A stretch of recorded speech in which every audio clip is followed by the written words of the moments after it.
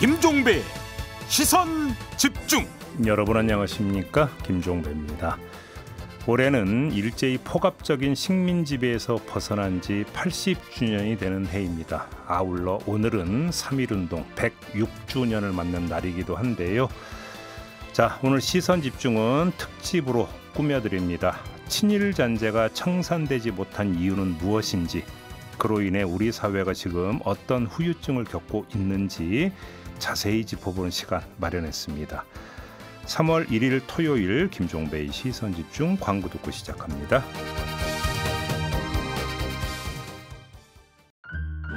아침을 깨우는 이슈들 같이 들으실래요? 사람 냄새나는 우리들의 이야기 도닥토담. 네, 함께해 주실 세 분 소개해드리겠습니다. 장윤미 변호사 모셨고요. 어서 오세요. 네, 안녕하세요. MC 장원 모셨습니다. 어서 오세요. 네, 안녕하세요. 그리고 오늘은 3.1절 특집으로 꾸며드리기 위해서 아주 특별한 손님을 모셨는데요. 뭐 굳이 설명이 필요 없는 분인 것 같은데 워낙 유명하신 분이라, 그죠? 네. 한국사 일타 강사로 아주 유명한 분입니다. 황연필 역사 바로 세우기 연구 소장 모셨습니다. 어서 오세요. 안녕하세요. 네. 반갑습니다. 아, 이렇게 유명하신 분을 이렇게 모셨어요. 아유, 별말씀을요. 전 개인적으로 항상 영상에서 첫 인사하실 때 하시는 멘트가 있거든요. 그걸 좀 기대했는데. 역사를 역사답게 황연필입니다. 팬들은 또 이 멘트에 또 감동이 있거든요. 왜 그 멘트를 계속 쓰시는 겁니까? 그 예전에 수능 강의할 때부터 썼던 멘트인데 아무래도 역사적 비하인드 스토리를 전달하는 데 있어서 흡입을 시킨다라고 할까요? 그 부분은 내가 자신이 있다. 그래서 이게 역사가 역사답게, 요즘 나라가 좀 나라다워야 되고 좀 정치는 정치다워야 되는데 저는 역사를 역사답게 가르친다고 자부한다는 거죠. 역사다움이 뭘까요? 역사다움이라. 예. 그러니까 이제 올바른 역사를 전달하는 것도 중요한 것 같고요. 그 올바른 역사관을 전달하는 데 있어서 그만큼 객관적 사실에 입각해서, 네. 그러니까 역사는 항상 과거와 현재와의 대화잖아요. 그러면 어찌 보면 과거의 객관적 사실과 현재 역사가와의 대화이기 때문에 객관적 사실에 입각해서 역사가의 주관이 들어가야 그게 살아있는 역사라고 생각을 합니다. 그래서 그런 것들이 전달되는 게 진정한 역사다움이다라고 생각합니다. 우리 그 황연필 소장님을 모셨다는 그 이야기를 듣는 순간 우리 그 청취자 여러분들이 이 질문 할 거다라고 생각을 하실 것 같은데. 네. 짧고 굵게. 네. 전환길 씨의 최근 행보는 어떻게 평가를 하십니까? 저 질문부터. 네, 아주. 한때 같은 직업이었고 역사를 강의했던 사람으로 좀 창피합니다. 창피하다? 예. 어떤 점이 그렇습니까? 그러면 이제 제가 전환길 씨 이야기를 좀 깊게 들어가야 되는데 네. 일단 자신의 무슨 정치적 행보라든지 나름의 정치관은 있겠지만 그런 정치적 행보, 저는 제가 볼 때는 선동이라고 생각하는데, 그런 것들을 할 때 자신이 그래도 역사를 강의했던 사람이기 때문에 역사적 사례를 간혹 가다가 인용하는 경우가 있어요. 더군다나 개인적으로 안창호 선생님을 굉장히 존경한다라고 하는데, 한때 영화 이승만을 추종했던 영화 건국전쟁을 거의 정말 교육적으로 좋은 영화다라고 이야기했던 사람입니다. 근데 어떻게 본인이 저렇게 행동을 하고 비상계엄을 옹호하고 내란 학살 수계를 지지하고, 어찌 보면 학살을, 이승만도 그렇고 어찌 보면 같은 민족을 학살했던 사람을 추종하는 사람이 안창호 이야기를 할 수 있나, 막 이런 부분들. 그래서 같은 역사 강의를 했던 사람으로서 좀 약간 그런 심정을 가지고 있습니다. 안타깝기도 하고요. 창피하다. 네. 알겠습니다. 뭐 더 여쭙지는 않겠습니다. 전환길 씨 이야기는 그만 좀 여쭤봐 주시고. 너무 많이 얘기하셨을 것 같아요. 책 내셨죠? 네. 잘 나가고 있습니까? 저 책이 네. 실은 한강 작가께서 노벨 문학상을 받으셨을 때 네. 소년이 온다가 5.18 광주 민주화운동 관련 소설이었고 작별하지 않는다가 4.3 관련 소설이었는데 네. 그 4.3과 5.18 관련해서 소위 보수들한테 비판을 받는 걸 보면서 좀 충격을 받았습니다. 그러니까 저야 역사 강의를 하면서 굉장히 많이 댓글로 공격을 당하기도 했지만, 야, 노벨 문학상을 받은 작품을 저렇게 비판하는구나. 예. 그러면 내가 저 부분이 4.3이 이렇고 5.18 광주 민주운동이 이렇다라는 글을 써야 되겠다라는 생각이 그때 들었고, 근데 사실상 이제 유튜브를 5년 정도 하면서 굉장히 많은 글밥들이 있었어요. 그래서 이건 묶는 작업만 하면 되겠다. 한강 작가가 이렇게 공격 받을 때 한 2, 30일 열심히 날밤 새서 묶자. 근데 묶는 작업만 물론 새로 쓴 글도 있지만 한 50일이 걸렸단 말이죠. 쉽지 않을 것 같아요. 그 날밤을 새고 해서 이제 디자인 다 나오고 내일 예판하면 되겠다 하고 직원들하고 고생했다라고 맥주 한 잔 마시고 집에 들어가서 내일 이제 드디어 출간 시작이네 했던 날이 작년 12월 3일입니다. 대단히 상징적이네요. 그래서 이제 직원이 전화가 와서 비상계엄이 터졌다. 네. 근데 이제 저는 5.17 비상계엄 확대로 인해서 5.18 광주 민주화운동 당시에 광주 시민들의 고독함과 두려움을 알고 있는 입장에서 비상계엄 자체가 이게 현실 상황인가라는 인식들은 다 우리가 했을 텐데 그 와중에서도 포고령 3조를 보니까 언론과 출판은 계엄사의 통제를 받는다 이런 내용이 있는 거예요. 그래서 이제 웃는 말로 새벽에 그랬습니다. 직원들한테 혹여나 내가 잘못되더라도 이 책은 세상에 내라. 그럼에도 불구하고 만약에 이 책이 조금 더 먼저 나왔으면 나는 이 책 때문에도 끌려갔겠구나 하는 생각이 들어요. 그래서 그래서 이제 바로 출간을 비상계엄이 해제됐기 때문에 다음 날 출간을 할 수 있었음에도 불구하고 지금 이게 제가 책을 출간해서 과거 역사, 뉴라이트의 역사 왜곡이라든지 친일매국 세력의 역사 왜곡을 바로잡는 게 중요한 게 아닌 것 같다. 비상계엄을 해제시켰기 때문에 저 대통령을 날리는 게 우선일 것 같다라고 해서 직원들하고 모든 일을 놓고 저희도 이제 거리에 나갔죠. 그래서 탄핵 반대 시위를 했고 그러다가 대통령이 체포가 되고 그랬으니 이제 책을 출간하자 하고 이렇게 출간을 했던 겁니다. 그러니까 팩트 체크 형식으로 이제 쓰셨던데 그것도 이제 역사 왜곡을 바로잡는 차원에서. 네. 근데 사실 이제 먼저 화제가 됐던 것은 이제 영화를 준비하고 있다. 네. 5월에 나옵니까 다큐멘터리 영화가? 대선 직전에 영화가 완성이 돼서 네. 관객들에게 보여주면 너무 저희 입장에선 고마울 것 같은데 영화 제목이 독립전쟁이고 이 친일 매국 세력이 어떻게 해서 지금까지 이렇게 권력을 잡아왔는가를 좀 보여주는 영화로 준비를 했고 그래서 이 실은 영화 이승만을 좀 찬양했던 영화 건국전쟁 때문에 실제로 건국전쟁을 보면 1분에 한 번씩 거짓말이 나오거든요. 저는 이제 건국전쟁을 보고 이승만을 찬양하신 분들이 네가 영화를 보고 반박을 해봐라라는 글을 너무 많이 받아서 근데 저는 그 영화를 보기 싫었습니다. 안 봐도 거짓말이라는 걸 아는데 하도 그렇게 이야기하길래 전 직원들 데리고 가서 봤어요. 봤는데 제가 담배를 끊은 지 한 3년 됐는데 그 영화 보면서 2번 담배 태우러 나옵니다. 적절한 핑계거리가 참 있었군요. 너무 열이 받고 거짓말에 어이가 없어가지고 그래서 안 되겠다. 그러면 내가 생각하는 영화를 만들어야 되겠다. 혹자는 그렇게 이야기합니다. 유튜브 조회수가 네가 잘 나오는데 네가 다큐 영화 만들어봐야 얼마나 본다고. 이 환율 좋은 시대에 유튜브를 안 찍고 6개월이나 쉬면서 영화를 하려고 하냐라고 하지만 그래 뭐 저 영화 관객이 뭐 10만 명만 들어도 다큐 영화는 성공한 영화라고 이야기하지만 대성공이죠. 이게 언젠가 저는 감독판으로 제 유튜브에 이 영화를 실었을 때 500만 명, 1000만 명이 볼 수 있다라고 생각합니다. 그리고 OTT도 있고 이게 영화는 아무래도 기록에 남겨지다 보니까 그러면 제 역사관을 전달하는데 그만큼 영화가 그 역할을 하겠다라고 영화 역시 시나리오가 다 준비됐고 촬영도 했고 편집도 했습니다만 이게 비상계엄 때문에 시나리오가 또 틀어진 거예요. 그렇죠. 그 내용이 안 들어갈 수 없죠. 그렇죠. 그래서 또 이중고를 지금 하고 있습니다. 알겠습니다. 한번 기대해 보겠고요. 네. 자, 오늘 이제 주제로 한번 좀 넘어가 볼까요? 역시 오늘도 주제와 관련된 오디오 듣고 이야기 나눠보겠습니다. 배우 이지아의 아버지가 친일파의 후손이라는 사실이 다시 조명되며 인터넷을 뜨겁게 달궜는데요.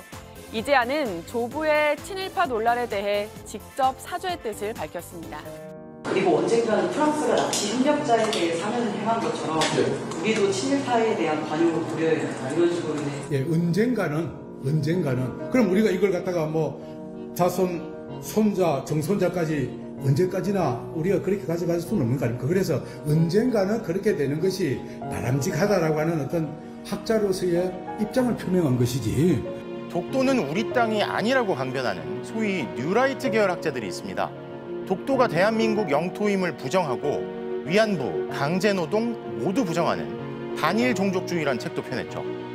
그런데 어찌된 일인지 이런 책을 함께 쓴 이들이 윤석열 정부에선 주요 역사 관련 기관에서 자리를 맡는 상황이 이어지고 있습니다. 그리고 뉴라이트 얘기가 요새 많이 나오는데 저는 솔직히 뉴라이트가 뭔지 잘 모릅니다. 그런 건 잘 모르겠고 우리 정부의 인사는 국가에 대한 충성심, 직책을 맡을 수 있는 역량 이 두 가지를 보고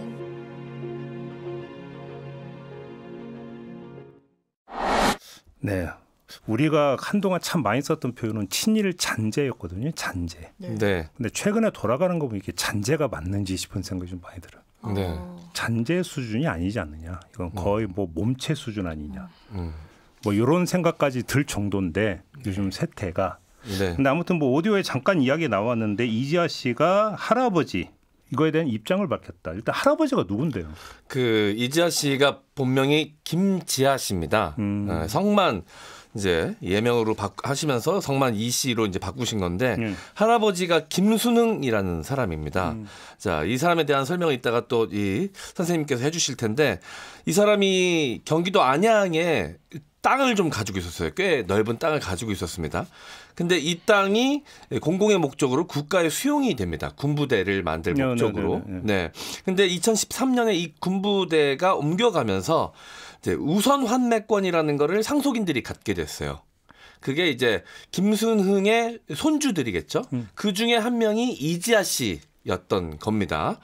자, 그래서 이 손주들이 이 땅을 개발할 목적으로 이제 개발업자 A 씨하고 계약을 이제 맺게 되는데 그 과정에서 이지아 씨의 아버지가 다른 개발업자와 근저당 설정을 하고 계약서를 맺은 것이 밝혀졌어요. 그래서 이 손주들은 지금 자신들은 몰랐고 이 김지아 씨의 아버지가 큰 자신의 형으로부터 가짜 위임장을 조작을 해서 그 다른 개발업자와 계약을 한 것이다라고 이제 소송을 걸게 되면서 이제 문제가 됐는데 그러면서 이 이지아 씨의 할아버지인 김순흥 씨의 이 친일 이야기까지 같이 부각이 된 겁니다. 그래서 이제 이지아 씨가 이에 대해서 입장을 내고 본인은 가족들과 10년째 연을 끊고 연락을 안 하고 살고 있다. 본인은 관계가 없다. 하지만 뭐 그 후손으로서 사과의 마음은 전해드린다. 뭐 이런 식으로 입장을 발표하기도 했습니다. 그러니까 김순흥도 친일파? 네, 친일인명사전에 이름이 있는데 이제 보통 역사를 공부한 사람에게 이 친일파에 대해서 좀 이야기해 줄래라고 하면 그게 참 어려운 게 친일인명사전에 등재되어 있는 인물이 실은 5,000명이 넘습니다. 근데 그 중에 한 명인 건데 일단 지주였단 말이죠. 그래서 이 김순흥이라는 이지아 씨의 할아버지 이야기를 자세히 한다라기보다도 그렇죠. 이 양반이 일단 지주셨는데 일제강점기의 지주들은 상당히 친일적 성격을 띱니다. 그러니까 일제가 토지 조사 사업이라는 걸 실시해가지고 당시 대한제국의 미신고 토지 그리고 국유지 40% 정도를 동양척식 주식회사가 가져가서 그걸 일본인들에게 싸게 불화를 합니다. 그리고 조선인 지주들은 토지 조사 사업이 시작되면서 뭐가 좋냐면 조선에서 소장농들이 있잖아요. 이 소장농들이 조선 후기에는 나름 이렇게 소장농의 신분 지위가 상승하면서 이 소장료를 조선 전기까지는 병작반수라고 해서 생산량의 절반을 냈다면 조선 후기에는 이게 도조법이라고 좀 전문 용어가 들어가서 죄송합니다만 지주와 소장농의 관계가 금전적 계약 관계가 돼요. 그래서 보통 생산량의 3분의 1 정도로 계약을 하는 건데 이 소작권이 하나의 재산입니다. 그래서 지주가 소작농을 다른 사람으로 바꾸고 싶으면 소작권을 사서 다른 소작농에게 팔아야 되는. 그랬어요? 그런데 이 토지조사 사업이 시작이 되면서 소유권만 신고하게 하고 소작권을 신고 못하게 하는 겁니다. 그러면 이제 소작농들은 피눈물을 흘리면서 자기 전 재산을 다 빼앗기는 거죠. 예를 들어서 만약에 지금 이게 쉽게 이야기하자면 대한민국이 다시 나라를 어떤 외세에게 빼앗겼는데 그 우리를 식민 지배한 나라가 주택 조사 사업을 한다라고 쳐봅시다. 근데 주택 소유권만 신고하라고 하고 월세 사는 사람들, 전세 사는 사람들은 신고 권한을 주지 않아요. 그러면 집주인들은 그 보증금을 다 가져가게 되고 마음껏 전세 월세 사는 사람 내쫓을 수 있잖아요. 그래서 일제강점기 소작농들은 피눈물을 흘리면서 농경지를 떠나서 만주연해주로 가서 총을 들고 독립운동을 했던 반면에 일제강점기 지주들은 일제시대 만세를 외칩니다. 그러니까 왜 그렇게 했냐면 일본이 그 지역사회의 지주를 통해서 식민지배를 완성하려고 하는 이걸 식민지 지주제라고 해요. 그러다 보니까 일제강점기 지주들은 상당히 친일화 경향을 띠는데 저희 할아버지도 살짝 지주셨습니다. 아, 살짝. 네, 그래서 좀 고민을 하다가 어렸을 때 제가 고모님께 혹시 저희 할아버지 친일파셨냐 하고 한번 여쭤본 적이 있었는데 할아버지한테 군수제의가 들어왔음에도 불구하고 저희 할아버지께서는 야 창피하게 내가 일정 시대에 군수를 하면 동네 사람들한테 무슨 소리를 듣고 그런단 말이냐라고 하면서 제가 이제 고모님께 굉장히 혼이 났던 적이 있어요. 그래서 일제강점기 지주들이 거의 대부분 친일의 길을 걸었지만 그렇다고 모든 지주가 친일파는 아니다. 일반화하기는 어렵다는 말씀드리겠습니다. 아무튼 이지아 씨의 어떤 사과는 또 용기 있는 행동이라고 봐야 되는 거 아니겠습니까? 그리고 이지아 씨가 민족문제연구소 찾아가가지고 실제로 자신 할아버지에 대해서 많이 공부하셨더라고요. 반성도 했고. 네. 용기 있는 행동이라고 생각을 합니다. 아무튼 근데 이제 그 뭐 이 사례 아까 이제 토지 분쟁 얘기가 지금 나온 거잖아요. 여기에 이제 깔려 있는 것들은 이른바 친일파들이 축적한 재산. 이 이야기 특히나 이제 토지 이게 이제 그 상당한 부분 아니겠습니까? 어느 정도나 되는 거예요? 민형희 같은 휘문재단 만들었던 사람인데 뭐 개인적으로 30만 평 토지를 가지고 있었다 이런 기록들이 있기 때문에 30만 평? 어이구. 그러니까 친일파들 재산이 상당했죠. 그래서 일제강점기에 일본이 어찌 보면 대한제국의 관료들이 그만큼 대한제국에 반역행위를 하면서 매국행위를 했던 사람들에 대해서 대우를 해주는데 그 대우가 백작, 후작, 지위를 주기도 하고요. 그다음에 뭐 중추원이라는 이제 정치기구에서 일을 할 수 있게끔 자리를 주기도 하지만 실제로는 금전적인 보상을 상당히 많이 했다라고 보시면 되겠습니다. 그렇죠. 그래서 노무현 정부 때인가요? 이 친일 반민족 행위자 이제 재산 환수 법률이 만들어졌죠. 추진이 되는 거 아니겠습니까? 그래서 추징을 실제로 많이 했는데 이게 한계가 법적으로는 좀 대단히 좀 뚜렷하다 이런 이야기가 나오는데 논란이 됐던 케이스를 보면 이제 친일파 고영희의 충남 예산 창고용지 1,400제곱미터를 이걸 다시 왜냐면 이제 국가 소유가 됐는데 국가도 이거를 황금화해야 될 거 아니에요. 그렇다면 이게 공개 입찰이든 해가지고 팔아야 되는데 수의계약 형식으로 그 친일파 고영희의 직계 후손이 7,600만 원에 되사간 거예요.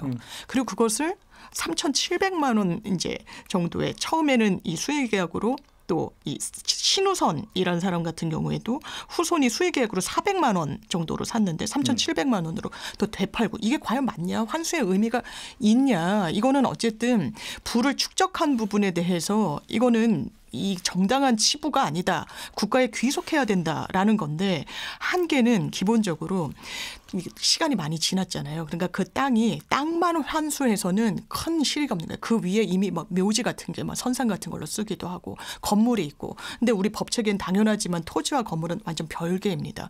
그럼 이걸 살 사람이 없어요. 그러니까 또 후손들이 다시 사는 거예요.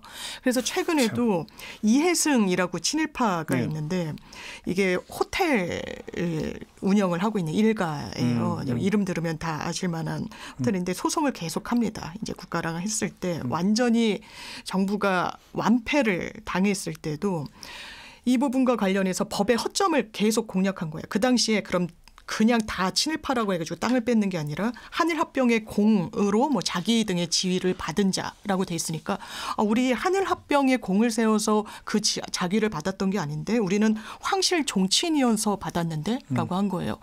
법적 어떤 비난 가능성 매우 동일하지만 법문에는 빠져 있었던 게 사실이거든요. 이게 나중에 보완됐지만 소급입법이 되지 않는다는 이유로 또 이 땅을 환수를 못하고 뭐 이런 여러 많은 사례들이 있습니다. 그러니까 뭐 저도 기억이 나는 게 그래서 이제 환수하려고 하면 거기에 불복해서 일단 소송 걸고 그렇죠. 한참 걸리고 그래서 어찌어찌 환수했다 하더라도 이제 매각할 때 다시 후손이 다시 사가고 싸게 사고. 그러니까 실질적으로 해서 환수한 게 얼마나 되느냐 별로 많지가 않은 거잖아요. 그렇죠. 그렇게 찹대고 폭대고 하면은 크게 실익은 없는 상황이 돼버린 거죠. 근데 사실은 후손이 막 다시 그러니까 법적으로 대응해서 소송을 걸었다라는 게 사실은 숨은 그림이 하나가 있는 게 경제적 사회적 배경이 없으면 그렇게 소송 좀 못해요. 그렇죠. 네. 그죠? 비용도 상당하고. 그렇죠. 그렇게 이제 그러니까 지구전으로 끌면서 그 얘기는 뭐냐면 이미 축적된 재산이 그거 말고도 많다는 얘기죠. 그러니까 그것이 결국은 저항의 강도를 또 규정하는 한 단면이다 이렇게도 볼 수 있는 거죠. 그것이 그런 거 아니겠습니까? 그렇습니다. 알겠습니다. 뭐 친일파 재산 이야기를 좀 잠깐 했는데 사실 저희가 이제 2부에서 이어가면서 좀 본격적으로 좀 이야기를 해야 될 게 이른바 친일 사관인데 이 부분이 특히나 최근에 들어서 더 극성을 부리고 있는 것 같은데 뭐 그 정치적 요인도 좀 짚어야 되겠습니다만 근본적으로는 결국은 친일 청산이 끝내 미완으로 끝난 여기서 비롯된다 이렇게 봐야 되는 걸까요? 그렇죠. 어떻게 보십니까? 이승만 정권의 친일 청산 실패, 반민특위 해체 그로 인해서 실은 사실상 우리는 제대로 된 친일파를 단 한 명도 처벌하지 못했습니다. 법적으로요. 근데 이제 저는 혼자 이런 생각을 많이 해봤어요. 일제강점기에 우리 조선인들이 일본의 식민지배를 받고 사는데 소수의 일본에게 저항하는 자, 소위 독립운동했던 사람들이고요. 다수의 민중들은 방관했습니다. 그리고 소수의 또 역시 친일파들을 협력하는 자라고 이야기합니다. 그런데 그 당시 친일파들은 자신들의 권력과 부를 위해서 협력하는 것을 선택을 했죠. 그런데 해방을 맞이하고 실제로 친일청산이 실패되면서 이승만 박정희 정권을 거치면서 그 협력했던 자 친일파들이 대한민국의 정계재계 학교 언론 문화예술 군인 경찰계를 장악하며 상당히 기득권이 되어 왔지만 그럼에도 자신들이 일제강점기에 협력했던 부분에 대해서 친일 매국을 했던 부분에 대해서 창피하고 감추려는 게 좀 보였단 말이죠. 근데 최근에 21세기 와서 왜 이렇게 드러내놓고 친일 매국을 어찌 보면 친일 매국이 당연하다는 듯이 이야기하는 사람들이 나올까라고 고민을 해보면 호사카이주 교수께서 이런 말씀을 하셨어요. 해방되고 나서 당시 1945년 해방될 무렵에 한반도에 살고 있는 일본인들이 한 60만 명, 70만 명 정도가 됐는데 그들 대부분이 자신들의 본국 일본으로 돌아갔지만 한 5만 명 정도가 남았다. 근데 어떤 사람들이 주로 남았냐? 일본으로 들고 갈 수 있는 재산에 한계가 있었거든요. 그러다 보니까 재산이 많은 사람들이 한국의 재산을 남겨둬야 되니까 남았고 그들이 국적을 한국인으로 바꿔서 숨어서 살아오다가 그들의 자손이 상당히 넓게 퍼져 있기도 하겠지만 일제강점기에 내가 저항을 할 것인가 방관할 것인가 협력할 것인가 중에 협력은 일종의 개인적 선택이었어요. 근데 그렇게 협력의 대가로 부를 누리고 그 부가 세습되면서 그 아들 손자 때에 와서는 이게 학습되고 세뇌된 친일입니다. 이 학습되고 세뇌된 친일은 창피함을 모르죠. 이제 그 뿌리를 좀 캐야 될 것 같은데 네. 자, 그 잠시 전하는 말씀 듣고 2부에서 본격적으로 한번 이야기를 좀 나눠보죠. 때로는 날카롭게, 때로는 삐딱하게, 그러나 매 순간 섬세하게 시선이 필요한 우리 사회 곳곳을 살펴봅니다. 김종배의 시선집중. 네, 3.1절 특집으로 꾸며드리고 있는 토닥토담 세 분과 함께하고 있습니다. 황현필 역사 바로 세우기 연구소장, MC 장원, 장유미 변호사 이렇게 세 분과 함께하고 있는데요. 자, 앞서 이야기했던 거 좀 본격적으로 좀 이야기를 좀 나눠보도록 하겠습니다. 친일 사관. 이제는 부끄러움을 모르고 아예 대놓고 주장을 하고 있는데 그 대표적인 게 이른바 뉴라이트 사관 아니겠습니까? 그렇죠. 네.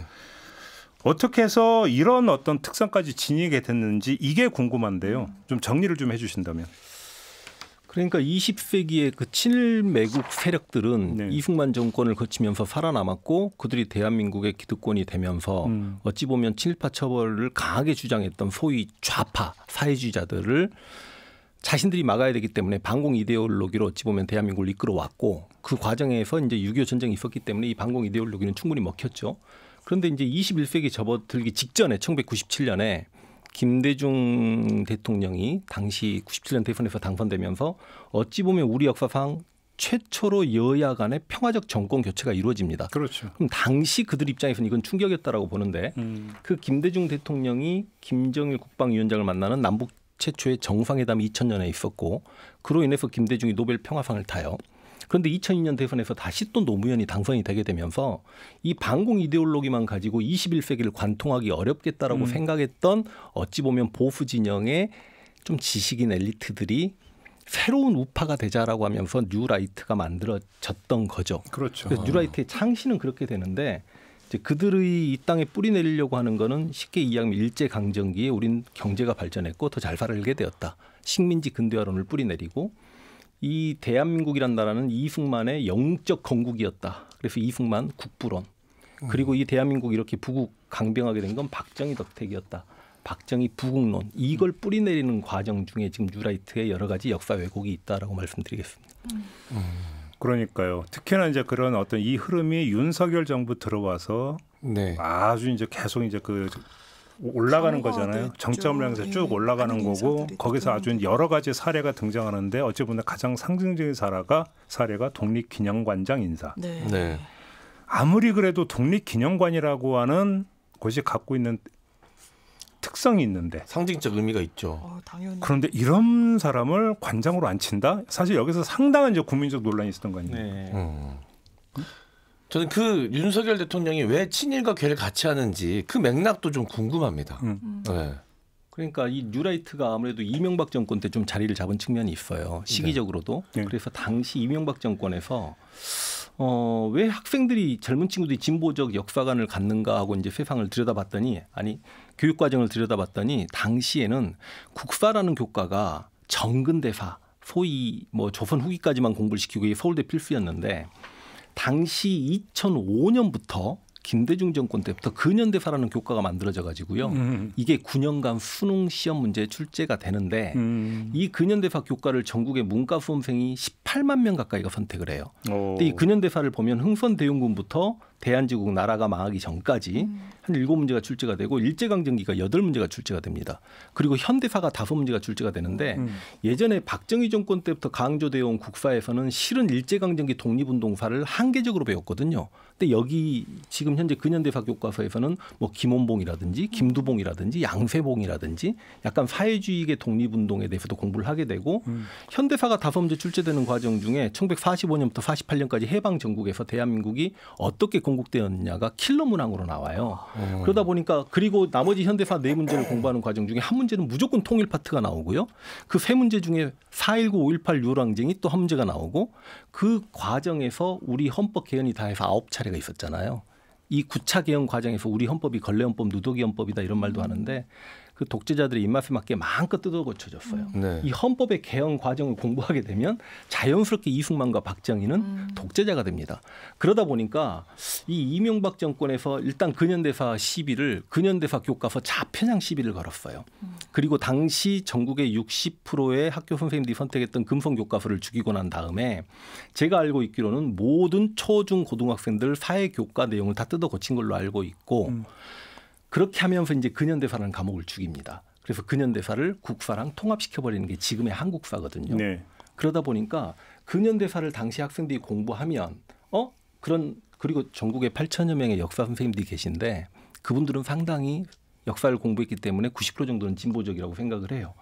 근데 이분들의 입을 막아버리는 지금 작업을 했던 게 뭐냐면 한국사로 통합을 해놓고 이 한국사를 절대평가해버렸습니다. 그러다 보니까 한국사가 거의 교양 과목이 돼가지고 고등학교 3학년 입시 현장, 학교 현장에서는 한국사 선생님들이 한국사를 강의하는 게 아니라 수학이나 과학 문제 풀기하고 감독해야 되는 상황으로 지금 전락이 돼버렸어요. 어머, 완전 공백이네요. 그래서 예전에 근현대사 과목이 있었을 때는 근현대사 선생님께 강의를 들은 학생들이 당시 선택 과목이 경제도 있었고 정치란 과목도 있었단 말이죠. 경제 선생님과 정치 선생님을 통해서 교차 검증이 됐는데 그게 딱 막혀버린 거죠. 지금 현재 학교에서. 그래서 교육 과정에서 이명박 정권이 그렇게 신경을 쓰면서 이게 전부 다 뉴라이트의 작업이었다. 그럼 그때부터 뉴라이트가 이렇게 가다가 실은 우리나라 이제 국사 공공기관장 중에 3대 기관장이 뭐 국사편찬위원장, 동북아 역사재단 이사장, 한국학중앙연구원 원장인데 여기도 다 뉴라이트예요. 그리고 이제 아까 말씀드린 독립기념관장에 그럼 이 뉴라이트들이 실제로 뉴라이트의 출발은 역사학자들이 아닙니다. 상당 부분 경제사를 전공한 사람들이 거의 대부분인데 이제 그러면 역사학자 중에 뉴라이트로 돌아선 경우는 아주 소수예요. 그리고 기존의 강단사학에서 목소리를 내기 어려운 사람들이 뉴라이트로 돌아섭니다. 이들은 목적성을 갖습니다. 그 목적성이라는 게 돈하고도 연결되기도 하지만 만약에 보수 정권이 권력을 잡았을 때 소수의 뉴라이트 학자가 되면 이렇게 공공기관장직에 앉기가 훨씬 수월해지죠. 그러다 보니까 확률이 올라가죠. 어찌 보면 역사를 팔았다라고 볼 수밖에 없죠. 그러니까 저는 최근에 나타난 흐름 중에서 그러니까 이른바 그래도 우리 사회가 지켜야 되는 금기라고 하는 게 있는데 그걸 깨트리고 있다는 게 심각한 문제라고 보는 게 예를 들어서 수요 집회를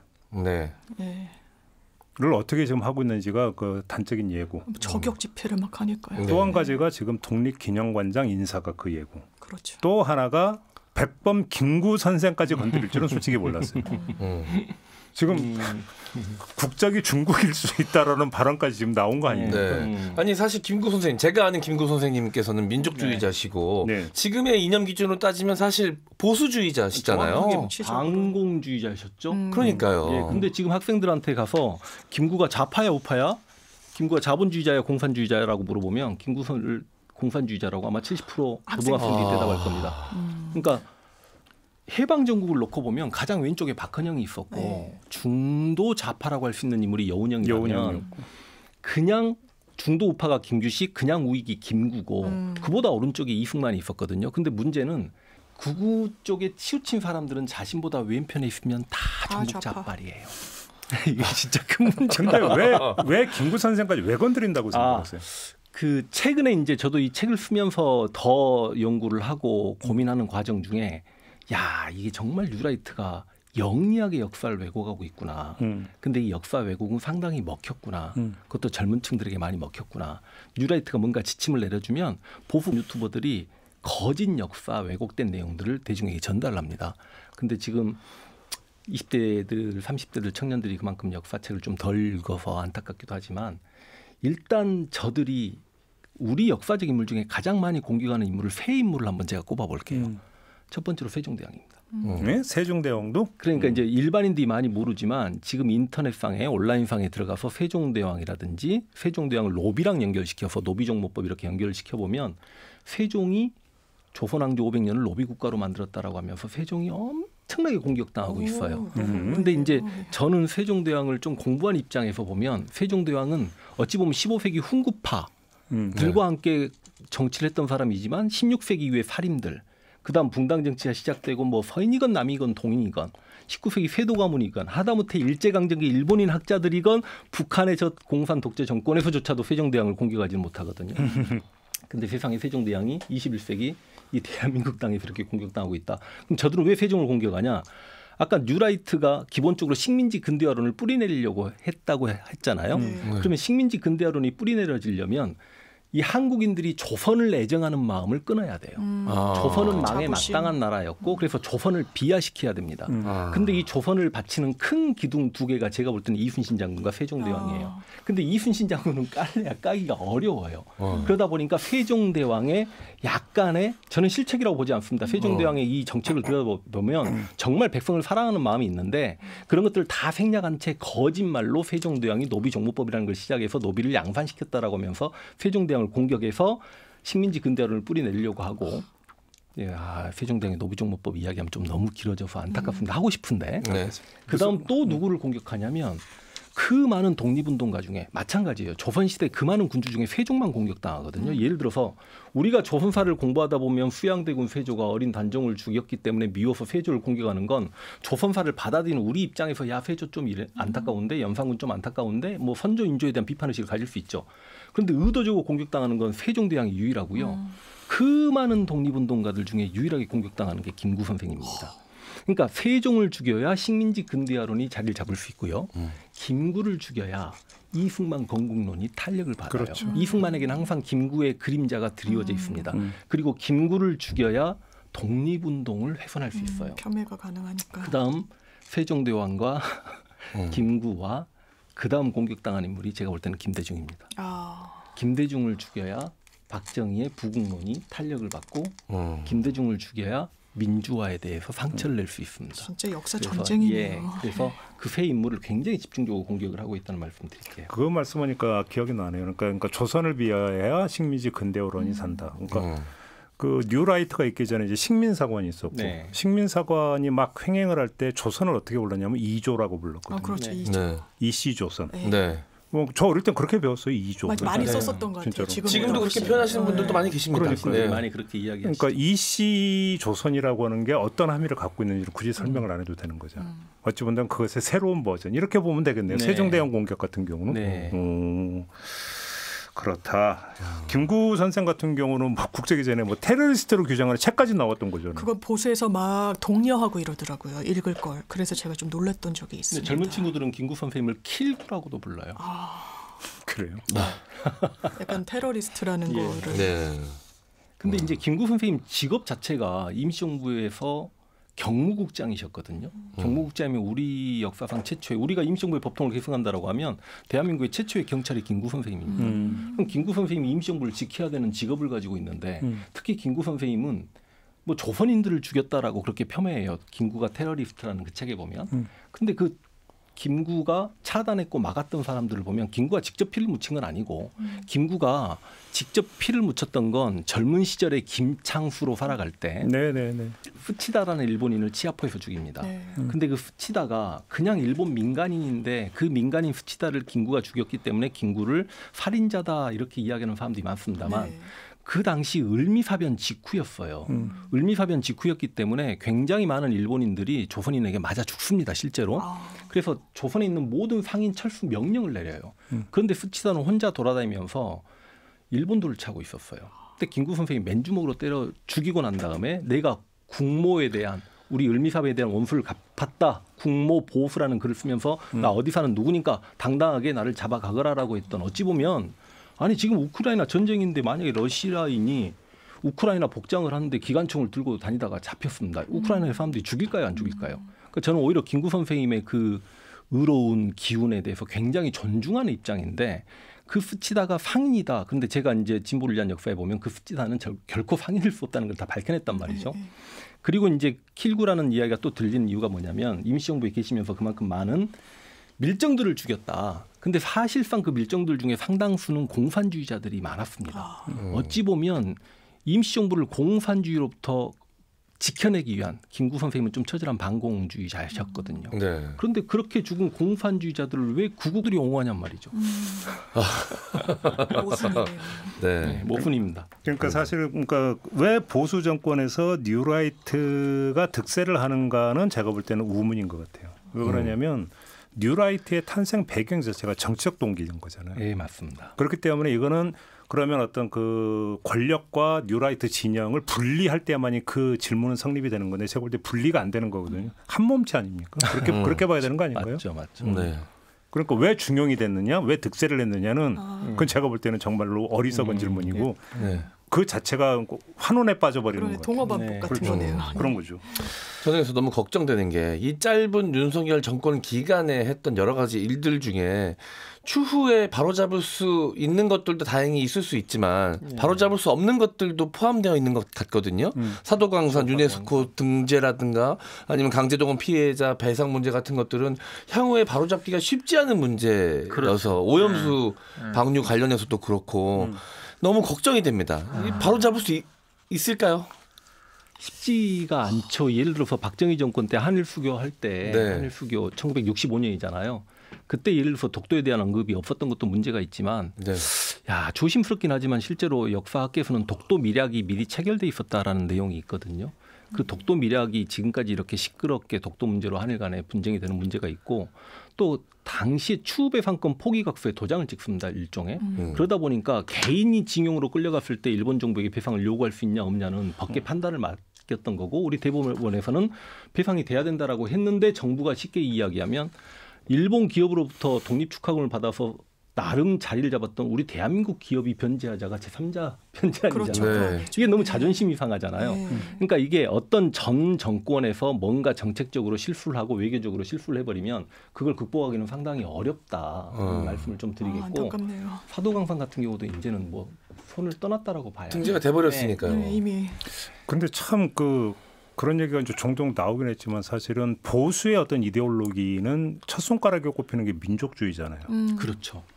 근데 지금 대한민국에서 발생하고 있는 현상은 아니잖아요. 완전 반민족이에요. 이 기현상을 어떻게 해석을 해야 된다고 생각하십니까? 그 보수가 민족주의라고 보는 관점이 보수와 진보라는 관점이 우리 입장에서 어떻게 출발했는가를 봐야 되는데 예를 들어서 프랑스 혁명 당시에 당시 지배층이었던 소수의 2% 왕족, 귀족들이 보수라고 이야기하면 당시 혁명 세력, 시민, 부르주아, 그다음에 노동자, 농민이 다 진보입니다. 진보였는데 이 진보 내에서 쉽게 이야기하면 이제 혁명 과정에서 개혁 드라이브를 어떻게 펼칠 것인가 하는 걸 두고 뭐 지롱두파, 자코뱅파 이렇게 쪼개지면서 그 부르주아가 소위 우파가 되고 노동자, 농민은 좌파가 돼요. 그런데 이 우파가 훗날 그 귀족 왕족과 손을 잡으면서 범보수가 되는 거죠. 그러다 보니까 보수 이퀄 우파라는 개념이 성립이 되는데 우리는 보수와 진보라는 개념은 그러니까 보수는 쉽게 얘기하면 현상을 그대로 유지하자는 거고 진보는 바꿔나가자는 건데 이걸 일제강점기 한번 적용시켜 보십시오. 누가 보수죠? 일제강점기가 그냥 좋은 사람들. 매국노들이 보수예요. 그렇죠. 진보는 독립운동, 새롭게 나라를 세우자가 진보예요. 그래서 실제로 지금 대한민국의 보수는 이 정치적으로 진보냐 보수냐 나누는 걸 싫어합니다. 왜냐하면 그 보수의 뿌리는 친일 매국이니까. 근데 이제 진보 중에 민족주의계 우파가 있고 사회주의계 좌파가 있어요. 그러니까 우리는 좌파라는 개념이 사회주의로부터 출발한 건 맞아요. 그러다 보니까 대한민국의 소위 진보는 좌파 우파로 구분되는 게 싫습니다. 저들은 좌파 우파로 구분하고 싶어해요. 왜냐하면 자신들의 뿌리가 독립운동 민족주의 우파고 사회주의가 좌파여서 지금 대한민국의 진보를 전부 다 좌파로 만들어내려고 하는 거죠. 그런데 실제로 독립운동 세력 중에 민족주의가 있고 사회주의가 있지만 민족주의가 다 친일파는 아니지만 변절자는 실은 민족주의에서 나오고 독립운동가도 다 사회주의자는 아닙니다. 소화병 사회주의자라고 해서 계급투쟁에만 관심을 갖고 독립운동에 등한시했던 사회주의자들도 있어요. 그러나 사회주의자들이 변절자는 많이 나오지 않거든요. 그 변절자 민족주의의 우파와 기존의 친일 매국노들이 범보수를 형성을 해요. 그래서 그들이 이승만과 결탁을 해요. 그러면 우리는 민족주의계 쉽게 이해하면 진보 중에 민족주의계 우파 여전히 독립운동을 전개했던 김구나 김규식 계열이 있죠. 그럼 만약에 저에게 야 황현필 너는 일제강점기에 살았으면 사회주의 사상을 받아들였을 거야? 당시 사회주의 사상은 세계적인 유행이었습니다. 그렇죠. 3.1운동이 실패했던 여러 가지 그 허무주의를 3.1운동을 이끌었던 학생 청년 지식인들이 당시 사회주의 사상을 받아들여서 사회주의 사상을 독립운동의 방략적 측면으로 받아들인 측면이 있어요. 그래서 일제강점기 사회주의자 독립운동가들은 존경해야 됩니다. 당연하죠. 그러나 저는 개인적으로 제가 일제강점기 살았다고 하더라도 제 성향과 맞지 않거든요. 공산주의 사회주의는. 그렇기 때문에 저는 철저하게 임시정부 정부 자체가 민족주의 우파고 김구나 김규식 계열이 우파예요. 네. 그러면 우리가 소위 진보라고 하지만 진보에서 우파와 좌파가 갈라져 나왔다라고 하면 네. 우린 진보에서 사회주의를 선택하지 않았으면 우리가 진보 우파인 거죠. 근데 왜 우리가 우파라는 단어를 저들에게 빼앗겨야 되느냐. 그럼 저들은 뭐냐. 저들은 또 구구라고 부르기도 어렵습니다. 왜냐하면 제가 여러 번 이야기하긴 했지만 구구는 순혈주의, 인종주의, 자민족 중심주의, 처절한 애국심.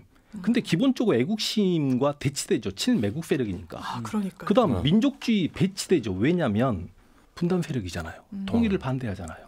그리고 민족을 학살했던 같은 자민족을 학살했던 사람을 추종하잖아요. 그러니까 우리가 일본의 군국주의나 뭐 독일의 나치즘, 이탈리아 파시즘 뭐 국수주의, 전체주의 이런 게 통합돼가지고 이게 나치인데 하다못해 나치는 자민족 우월주의에 입각해서 누구를 죽입니까? 유대인을 죽였잖아요. 근데 어떻게 민족주의적 성향을 지니고 있어야 심한 민족주의, 민족 우월주의가 보여야 구구인데 자민족을 죽였던 사람을 추종해요. 이건 구구일 수가 없죠. 그러다 보니까 저들을 뭐라고 불러야 되나 고민하다가 제가 정말 재밌는 단어 하나 찾아낸 게 저들은 죽이려고 해도 죽지 않고 끊임없이 되살아나는 매국 좀비다. 매국 좀비. 그러니까 저들을 그냥 보수라고 보기에는 보수의 가치관이 친일매국이고 친독재고 반민족이고 학살 추종일 수는 없거든요. 그래서 저들을 부를 수 있는 용어는 존재하지 않습니다. 저들은 구구도 아니에요. 근데 구구의 폭력성은 지금 현재 보입니다. 그래서 매국 좀비라는 단어를 좀 널리 알려주시면. 조금 전에 이제 젊은 층의 역사 인식에 대해서 말씀을 주셨는데 이게 그러니까 이른바 어떤 그 일배류에 국한되는 인식이 아니라는 건가요? 많이 퍼져 있습니까? 그런 인식이? 상당히 많이 퍼져 있습니다. 그러니까 지금 20, 30대 보수화에 대해서 두려움을 조금 느끼실 거예요. 근데 청년 때는 진보였다가 나이 들어가고 가진 게 많아지고 몸이 늙어지면 사람이 성향이 보수화되는 건데 실은 청년이 보수면 좀 징그러운 거예요. 근데 이제 그들이 왜 보수화됐냐라고 이야기할 때 이제 역사 교육의 부재도 있겠고 그다음에 유튜브의 역기능도 있다라고 생각을 합니다. 과연 진보 진영에서 20대, 30대들에게 올바른 역사관과 정치관을 제시할 수 있는 유튜브 채널이 있었는가.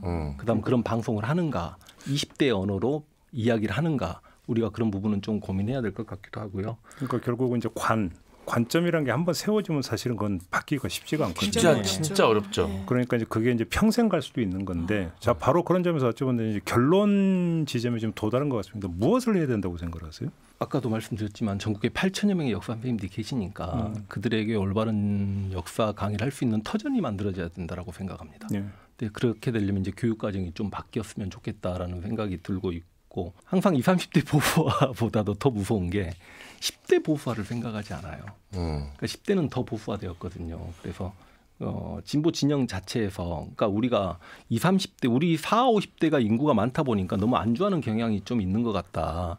예를 들어서 우리가 어린이들과 청소년은 대한민국의 미래라고 이야기하잖아요.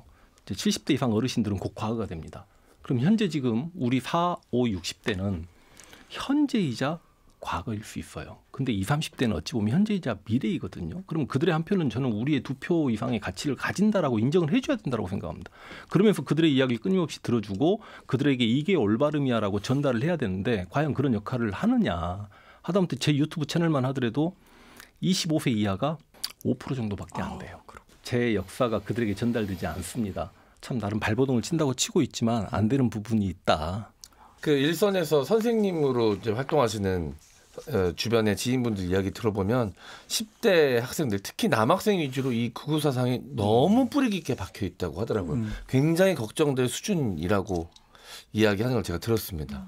오히려 그럴수록 이야기를 더 많이 해야죠. 그러니까요. 그렇죠? 더 이야기를 많이 하고 이야기를 하다 보면 어떤 인식이 잘못돼 있고 어떤 데서 이제 다름이 나타나는가 이걸 확인을 하는 거니까 이제 거기서 토론이 시작이 되는 건데. 네.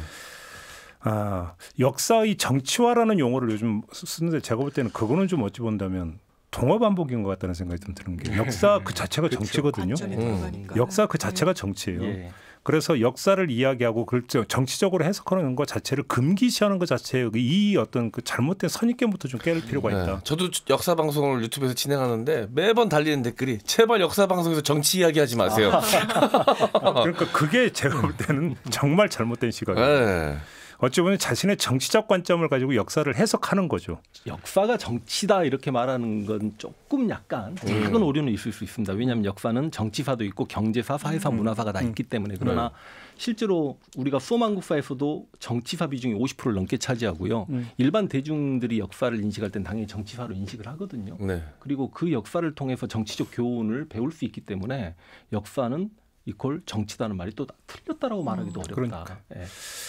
더 많이 이야기하고 더 많이 토론해야 된다. 이런 얘기를 좀 오늘 얘기 좀 마무리 짓고요. 이거 끝내야 될 것 같습니다. 두 분 수고하셨고 특히 황열필 소장님 고맙습니다. 불러주셔서 감사합니다. 네, 김종배의 시선집중 오늘 준비한 이야기는 여기까지입니다. 물러가고요. 내일 아침에 다시 인사드리겠습니다. 고맙습니다.